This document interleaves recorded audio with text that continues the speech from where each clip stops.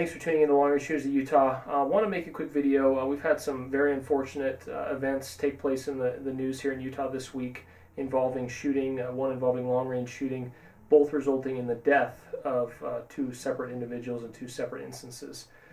First and foremost, we want to send out our deepest condolences to the families of those involved and to all those that are affected by these tragedies. Just horrible, especially the one individual that lost his life earlier this week. He was only 27 years old and was the father of twins that were only 7 months old, two twins that are now going to grow up without a father, unfortunately. And my heart goes out to them. With my own children, I can't imagine that. It's just horrible. Which brings me to why we're breaking this video. Every match I've ever attended, the first thing we talk about is safety. Every Boy Scout shooting activity I went to as a child, safety, safety, safety. It's just ingrained in our brains, the common, simple rules of handling a firearm properly, of safety at a shooting range. And it's something that we've never touched on within Long Range Shooters of Utah, formally through a video. And I think it's really important that we do that, and this week has brought that to the forefront of my mind. So I want to start out by first reading the two stories of what took place. Once again, we only know what the media has provided, so there may be extenuating circumstances. I would ask that in your comments you be kind. Anything that's derogatory or negative towards the individuals involved will be immediately removed. That's not our place to call judgment. We don't understand the circumstances. We only are given what the media gives us, which, as we know from all other things, is not always the best and usually is can be far from the truth. So keep that in mind. Let's be respectful. Let's identify what we can do to make sure that these things don't happen again. So let me dive in and read these stories to you. So I thought I'd take a minute and share these two stories of what's happened, so you get a little bit of context to why we're making this video. So I'm going to withhold the names of the individuals as I don't think it's important, and I certainly don't want to bring any further trauma to these families as they're facing some obviously very, very difficult times right now with these tragedies. So a man accidentally was shot and killed while target shooting near Snowville on Saturday. Was a father of 7-month-old twins. He was 27, was target shooting with his father about 20 miles west of Snowville. The individual who was killed was reportedly acting as a spotter downrange while his father fired a .30 caliber rifle at targets, was hit and killed. A GoFundMe page has been created. He leaves behind a wife and two beautiful twins. Looks like a boy and a girl, both 7 months old. Just a tragedy. I mean, the beautiful family that a family that no longer has a father and two little kids that are gonna grow up without a dad. And that's just one of the two stories. The other one here was today. The sheriff's office is investigating a shooting at a ranch in Altamont, Utah. Duchesne County deputies were called to this particular ranch at 8:45 a.m. Deputies said a 61-year-old man was killed in what appears to be an accidental shooting on the ranch's private shooting range. Authorities said two men were practicing long-range shooting while another man was downrange marking targets for them. There was apparently a miscommunication, and one of the target shooters hit and killed the man downrange. Officials said they were working to notify the victim's family and will release more information at that time. I mean, this is horrible. I mean, you got two twin kids, two 7-month-old babies that are never going to know their father because, of a shooting accident that, with all due respect to the family, if proper safety rules were being followed, really shouldn't have happened. And I don't know, let me precursor all of this with, I don't know all the details. Obviously, that is all I know, what I just read. So I want to tread very carefully here and with all due respect to all the families involved. My point here is not to call in question necessarily what happened, but to reiterate just how critically important and how vital it is that we establish and obey very basic but extremely critical safety rules when anytime we're handling a firearm. I don't care if it's short range, long range, pistols, BB guns, I don't care what it is. You have to obey those rules. So let me review those basic rules with you, and please, if you ever go out to the range, take it as your own personal responsibility to establish a range officer if there isn't one present or already assigned, and establish those safety rules. Remind those of the people you're with of safety rules. I know one of my favorite things to do in the entire world is to take people out and teach them and share with them my love for shooting sports. And every time you do that, you need to reiterate and make sure that they understand basic firearm safety rules and you enforce those rules so that tragedies like this don't happen. So let's just review those rules really quickly. So I actually wanted to go out and find concrete, actual written, this is what the rules are. And the crazy thing is, everywhere that I looked, the rules are almost identical and in the exact same order. So I'll just start off here. I'll go to the NRA, right? National Rifle Association. Rule number 1, always keep a gun pointed in a safe direction. This is the primary rule of gun safety. A safe direction means that the gun is pointed so that not even if it were to go off, it would not cause injury or damage. The key to this rule is to control where the muzzle or front end of the barrel is pointed at all times. Common sense dictates the safest direction depending on the different circumstances.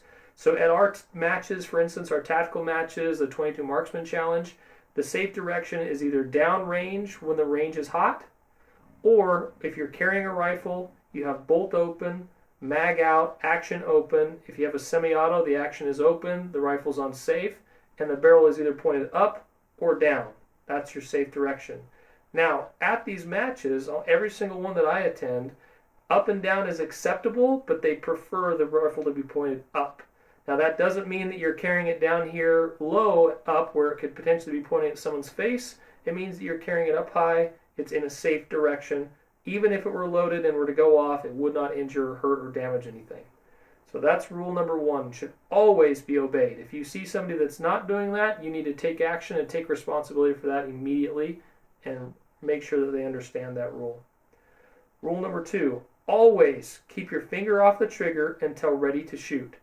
You'll see pictures of people online and other things where they've got their finger in the trigger guard. If you're a shooter, it makes you cringe. You should never have that finger inside the trigger guard unless you are at a range, the rifle is, or firearm is pointed in a safe direction, and you intend to fire. Okay, I don't care if you triple check that firearm is unloaded, you do not put your finger in that trigger guard unless you intend to fire that weapon. So that's something to keep in mind. So when holding a gun, rest your finger on the trigger guard along the side of the gun until you are actually ready to fire, or do not touch the trigger.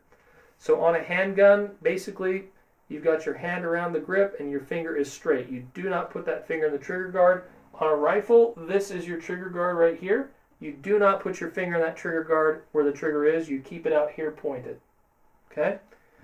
Number 3, always keep the gun unloaded until ready to use. Like I said, at our matches, it's bolt open, mag out, anytime you're moving from positions, anytime you're coming up to a position to shoot, that's the safe position.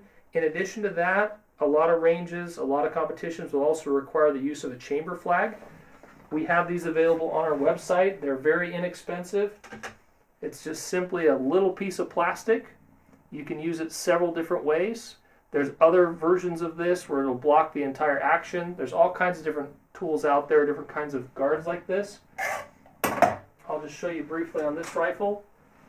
You notice that I have the mag out. Bolt is open. So the primary way that you use this particular design is to take the long skinny end and insert it into the barrel. This isn't going to damage anything. It's soft plastic. Okay? So right there, if I'm walking around with this or if it's laying on a bench, you can clearly see by the bright color of that red chamber flag, they're normally orange or yellow or some bright color, that this is a safe weapon. There's no way this is going to fire. Even then, it should only be pointed in a safe direction.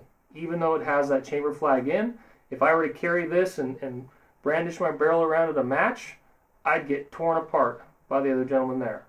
Okay? So that's one way to do it. Some of these are designed where this larger flat end can be inserted into the action like that. Not probably the best way, as it can pretty easily be, knocked out of there. But that's another way you'll see it used. You will also see it at matches if you're on the ground prone, you've got your bipod up. Sometimes they'll just drop it into the action like that. Pops out the bottom. Once again, you're not going to be able to close the bolt and operate the weapon, and you can clearly see that the rifle is safe. Okay, but primary way it should be used is inserted into the barrel, and it is not going to fall out. Okay, it's in there good and snug. There's a lot of places you can purchase these. Once again, you can get them on our website, longrangeshootersofutah.com. They're just a couple of bucks, and well worth it. And I would teach your kids how to use those as well. So, moving on to our next rule. I'll finish rule number 3 here. Whenever you pick up a gun, immediately engage the safety device if possible, and if the gun has a magazine, remove it before opening the action and looking into the chamber, which should be clear of ammunition. If you do not know how to open the action or inspect the chamber, leave the gun alone and get help for someone who does. I'll add to that when you do pick up a weapon, you're taught to visually inspect and physically inspect the weapon. So you'll open the action, look in, make sure that it's clear, that you don't have a round in the chamber, and certainly you have the magazine out, that a round's not going to be loaded in the chamber, and then manually inspect it or physically inspect it as well with your finger. Make sure you don't feel anything in there. Moving on. So here's some other basic rules. Know your target and what is beyond it or what's behind it. Be absolutely sure you have identified your target beyond any doubt. Equally important, be aware of the area beyond your target, which means observing your prospective area of fire before you shoot. Never fire in a direction in which there are people or any other potential for mishap. Think first, shoot second. That goes right along with the tragedy that happened today. There was a gentleman downrange. It sounds like they were associated with each other. They should have known that he was down there, but they fired the shot. They must have been shooting a really long way or couldn't see well. Maybe it was still too early to see. I don't know. But apparently they hit this gentleman and killed him. It's terrible. It's awful. It should never happen. You've got to have that communication, and you should always know what you're shooting at and what's beyond it. That can be very difficult when you're out in the desert or you're out on public land or somewhere like that that's big and open. There's been many times we've been holding an event out on public land, and out of the corner of somebody's eye, they see somebody on a four-wheeler or a horse or hiking and coming in that direction, or even an animal coming that direction, and we've had to call a complete ceasefire and wait until that passed. In general, you want to try to set up these events and places you'll shoot with a backstop. It's not always possible. So you've got to be aware of what's behind your target. Be sure the gun is safe to operate, and be sure that you know how to use the gun safely. Before handling a gun, learn how it operates, know its basic parts, how to safely open and close the action, remove any ammunition from the gun or magazine. Remember, a gun's mechanical safety device is not foolproof. Nothing can ever replace safe gun handling. Just like other tools, guns need regular maintenance to remain operable. Regular cleaning and proper storage are part of a gun's general upkeep. If there are any questions concerning a gun's ability to function, a knowledgeable gunsmith should look at it. So you definitely need to know what you're doing. If you don't pick it up, don't touch it, don't try it. Wear eye and ear protection as appropriate. Never use alcohol or over-the-counter drugs, prescription or other drugs before or while shooting. Store guns so they are not accessible to unauthorized persons. Be aware that certain types of guns and many shooting activities require additional safety precautions. And then it talks about cleaning. So those are your basic shooting rules, but if you follow those rules, you're going to eliminate 99% of the risk. You still just need to be smart. You're dealing with something that can be very deadly if not treated with the utmost respect. In addition to these things, I want to talk a little bit about just behavior that you should exhibit when you're out at the range. First of all, you need to be respectful. Horsing around is absolutely not allowed, not permissible in any way, shape, or form. Also, if there's not a range officer that's there and designated already, you need to designate one. You need to have somebody that's paying attention, that's taking responsibility, taking that role on to ensure that there's a firing line established, that the backdrop is safe, that's always checking that backdrop, checking what's around, making sure the surrounding area is safe and the direction in which you're shooting. Also, every single person really should be their own range officer, but you still need to designate that one person. You need to establish a firing line. Even when we're out just plinking around in the desert with 22s and things, I'll always go and say, all right, this is where our firing line is. Everybody be at this point if they're going to be shooting. Never go beyond that point. If someone is going to go down range, you need to make sure that you call the range cold. When someone calls out the range is cold, it's totally acceptable and actually encouraged that other people at the range do the same.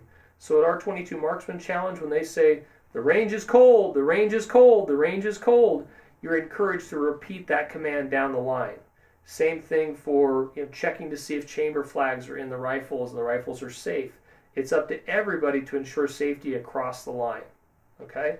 There should always be somebody paying attention of when people do go down range and when it's cold. It's obviously a really bad idea for anybody to be handling, touching anything with a firearm while people are down range. It's absolutely unacceptable. So while you're down range, all the weapons should be laid down. They're safe. They've been checked. They've got chamber flags in. People step back from those weapons. They're not touching them, moving them, putting away, nothing while people are down range. If you follow these rules, like I said, 99% of the problems should be eliminated. So I hope that's helpful. We want to send our deepest condolences out to the families of those that lost their life this week in these accidents, and hope that folks will watch this video, they'll go out and get their hunter safety training, they'll follow these basic rules, and they'll have an enjoyable and safe time out shooting. There really should be no reason that these tragedies happen. In addition, I want to add to this the importance of being responsible overall, not only in our safety, but also in our behavior as citizens. I've talked about this in other videos about trigger trash. If there's one thing I cannot stand, is when people are bickering and fighting and complaining about how they don't have places to go shoot, but yet when I go out to public land to shoot, I find TVs, VCRs, computers, sofas, mattresses, trash, even targets, boxes, whatever, just lying everywhere in a huge pile and heap, and a bunch of holes from shotguns and casings and things. No one cleans up after themselves. I offer the challenge that anybody that goes out and finds trigger trash, if you'll please take a before and an after picture and email them to info@longrangeshootersofutah.com. I'll happily send you one of our nice 5-inch decals or 5-inch stickers at no cost to you whatsoever, and really appreciate everybody making the effort to keep our public lands clean and make sure that we're being ambassadors for shooting sports. Thanks for watching, and please, please be safe out there and clean up after yourself.